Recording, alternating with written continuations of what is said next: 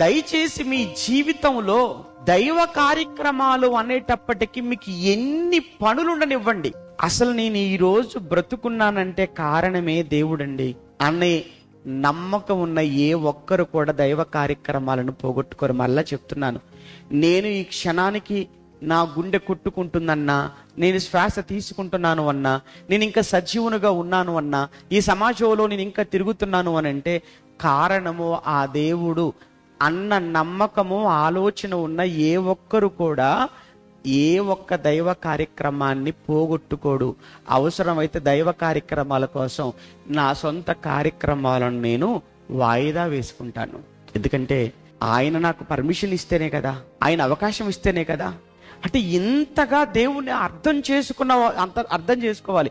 అలా అర్థం చేసుకున్న వాళ్ళు ఎవ్వరూ దేవునికి దూరంగా ఉండరు. టైం లేదన్న మాట ఎప్పుడు మీ జీవితంలో మీరు అసలు అనకండి. ఆ మాట అస్సలు బాగోలేదు. దేవుడి కోసం టైం సెట్ చేసుకోండి. మీరు ఇష్టపడే వారి కోసం టైం మీరు అడ్జస్ట్ చేసుకోరా అండి? మీకంటే గొప్ప వాళ్ళు ఎవరైనా, ఒక ఎమ్మెల్యే గారో, ఒక ఎంపీ గారో, మినిస్టర్ గారో, చివరికి డాక్టర్ గారో ఒక టైం ఇచ్చారంటే మీకు ఇష్టమైన టైం ఆయన అడుగుతారా? ఆయనకి ఇష్టమంటే మీరు వెళ్తారా? మరి దేవుడు అంటే ఒక ఎమ్మెల్యే కంటే చీప్ అయిపోయాడా నీకు? దేవుడు అంటే ఒక ఎంపీ కంటే కూడా తక్కువ అయిపోయాడా? ఒక డాక్టర్ గారి కంటే కూడా పనికిరాని వాడు అయిపోయాడా నీ దృష్టిలో దేవుడు అంటే? ఆయన అనేటప్పటికీ, ఆయన మాటలు అనేటప్పటికీ, ఆయన కార్యక్రమం అనేటప్పటికీ నో టైం.